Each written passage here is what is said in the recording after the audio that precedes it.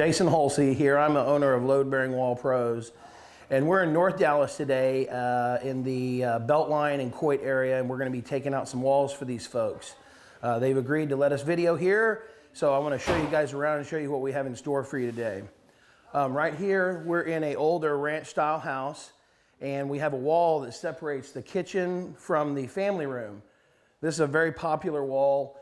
You can see right down here, I'll put it out with my tape measure. Here's the plumbing that is backing up to the kitchen sink. And so a very popular thing for us to do is to take this wall away, and then we're going to open it up and put a large island here. So the family will be able to interact. Those in the kitchen are not separated from those over here in the family room. So I'm going to walk you around this other side and we'll keep looking.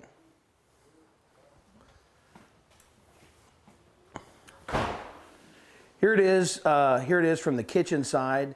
This house is probably a 1975 era house.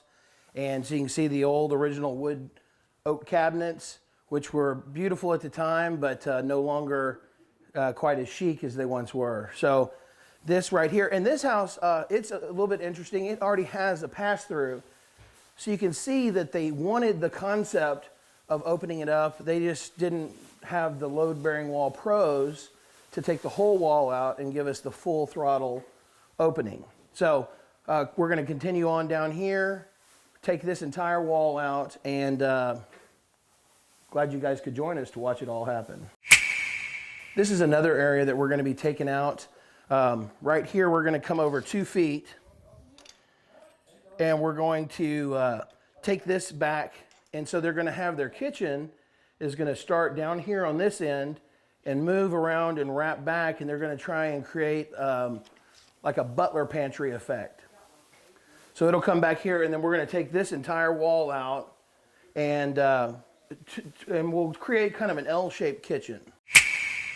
So right here, this is another opening within the same house. These people really like the open concept, and right here, we're going to start at this corner right here and go straight up, and we're going to put a beam right here to allow a set of pocket doors to be put in here. But this is a load-bearing column right here, and the header the header is the support board that goes across the top and bears the load. The header stops right here and starts up again. If that header was continuous all the way across, this would not be a load-bearing column. But we know the header stops. And then, so if we took the column out without supporting it, the header would do like this eventually and break down. The men are down here covering these folks' carpet with plastic. This carpet is ultimately going to come out, but we still try not to have just dust ground into it while they're in the temporary construction phase. We're going to try and maintain this 8-foot plate height right here.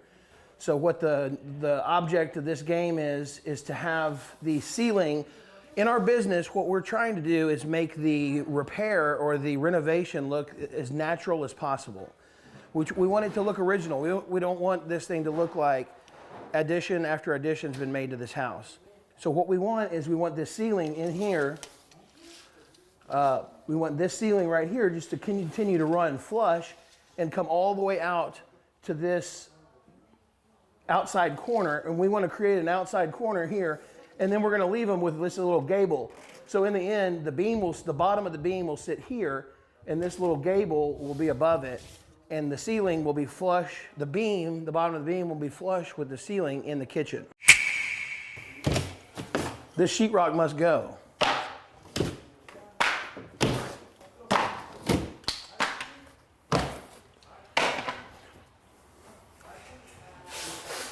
Look at this termite damage. You see all this?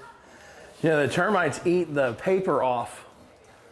So this is just classic instance of termite damage. People are always so freaked out when they hear termites, but really, if you look right here, the termites haven't gotten into the wood. So the wood is still intact right back behind it. They just ate the paper off the face. Termites are drawn to water. So most of the time when you have termites is a result of a water leak. You can see right here the origin, look right here. the termites migrated up. So I was just showing you the upside, but they've started down here. Look, they've eaten out all this paper right here, and they work their way up. So, but look at all this stud, all this is, now look right here. You can see here they have gotten into the wood. And this is where your wood destroying insects, they're starting to get into the wood right here and start to do some damage. None of this is going to result in any structural failure here, but it can very easily. Right here we pop a line. I don't know if you can see the chalk line we pop. And so we measure off of the wall about 1 foot, and we cut the sheetrock out so that we can have access to see what's going on up in the ceiling.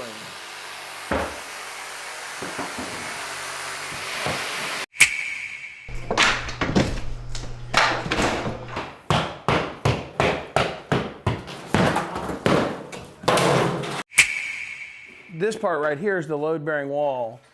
And what we're going to do is we're going to come on this side. We're going to come out, and our beam's actually going to sit out here. Our beam's going to sit flush with the bottom of that joist, but it's going to be right here. So the beam's going to be in this plane right here. 16 inches up from the bottom of that joist is where our beam's going to be. So in this case, it's going to support itself, and then we can cut the wall out after the beam's already in place, so we don't have to support it. We will have to support this side, but in this side, the rafters run this way. And so we'll just have to put a post right here to support this side of the ceiling. Almost every wall we get into has electrical in the wall. And so right here, we just work around these wires. And so for us, when we encounter wires like this, see where the wires cross through the wood? We just break the wood from around the wires. And the reason we do this is because you could have an electrician come out beforehand and unwire all this stuff. But first and foremost, that costs you an extra trip out of the electrician. And secondly, then you're without power or lights or whatever all this goes to. So you can leave it hot and live till the day we get here, and then we work around it. And then when we're done, you'll have wires and boxes dangling down, but they're not dangerous because the junctions are still inside the boxes. And then the electrician comes after us, follows up, and is able to reroute these wires and switches and plugs and make all this a more meaningful configuration. Here we are. This is a new system that we've set up when we bought. And instead of building temporary walls out of 2x4s, these are shoring posts. Here we have, this is an aluminum I-beam. And this particular configuration they use for pouring suspended parking garages. And so each of these legs are rated at about 6,000 pounds. It's called shoring material. And so the guys are about to go ahead, Suve. They're about to go ahead and put this up. And we use this as a temporary wall. And so we put the steel I-beam on top of the feet and run it across. So we just raise the threaded pipe up, and it starts to push on the ceiling. You can see this red collar is a screw, and we jack it up, and once we get it plumb level and square, now we've built a temporary wall.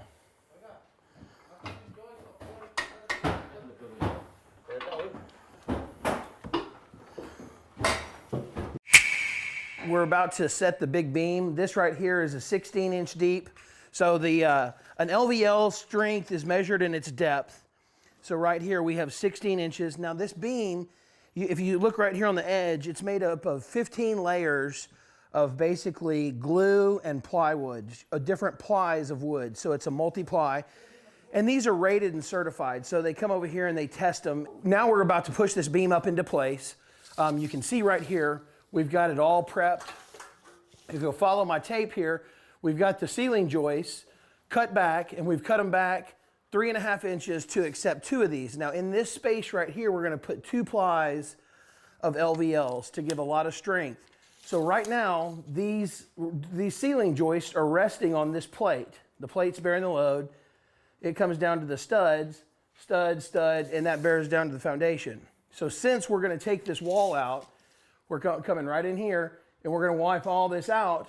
we need something to bear the weight that that's on these ceiling joists.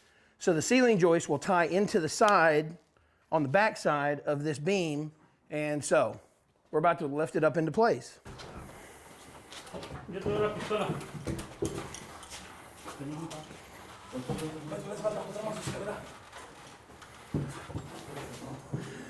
José, traigo lo otro, por favor. Miguel, ayuda a José con la... Es llamar para arriba, le tiene que escuchar. You got it, Hugh, are you okay? Está una papa, le tiene que escuchar mucho. So there we go. So that's the first one in place. They're going to bring the second one, and we're going to go ahead and install it right now too. Mario, you ready for the next one?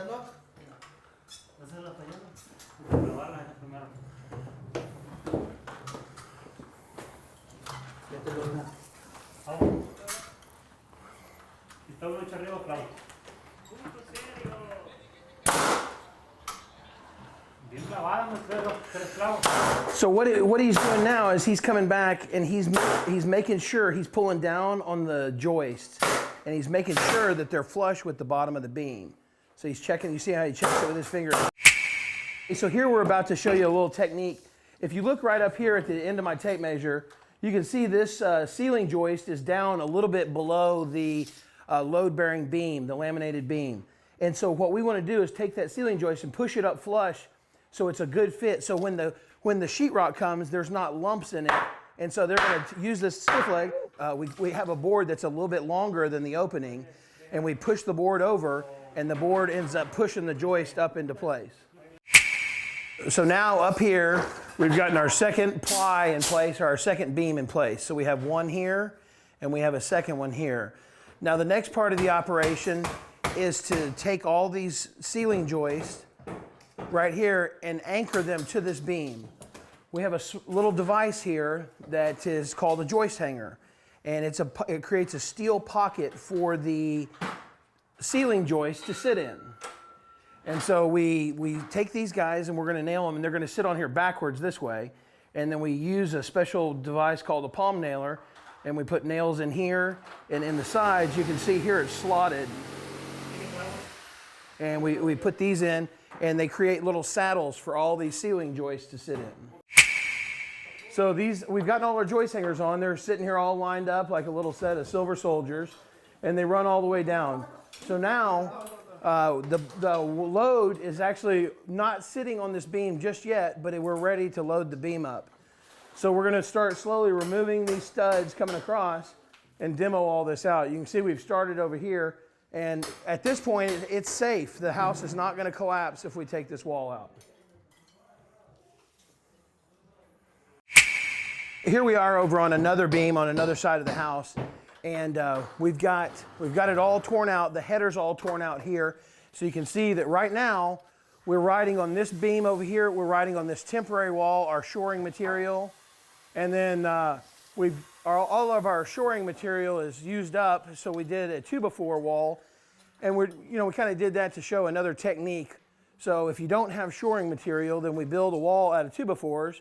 Put a plate up at the top, and about every 16 inches, we build a temporary stud wall. Now look, up here, you can see that the studs are directly below. Here's a stud. It's directly below the ceiling joist. Okay, so being the boss, I don't get to swing the hammer very often, but around here, I'm one of the guys who writes all the checks, so I get the satisfaction of taking the temporary wall down. Here we go. Ready to see if this thing is load bearing or if it collapses.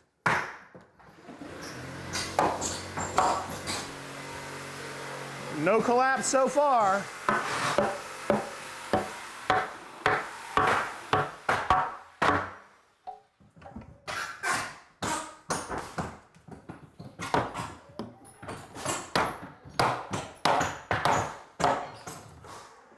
I think we're safe. We've done it again. The temporary wall's down and the house is still standing.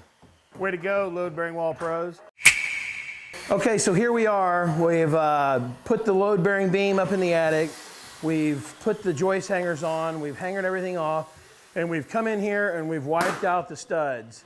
So now all we're left with is a vent pipe to deal with and some wires. Obviously, this fur down right here is going to go away. This is the fur down. It's just a little area they used to do back in the 60s and 70s and maybe some in the 80s. And I think they did it just to make the kitchen feel a little more intimate. Maybe back in those days, people didn't have as much stuff. And so now the trend is for if you want to look through here, here's the fur down in action. And so we're going to get that wiped out and open this guy the rest of the way up. So appreciate you stopping by for checking this out here, Load Bearing Wall Pros.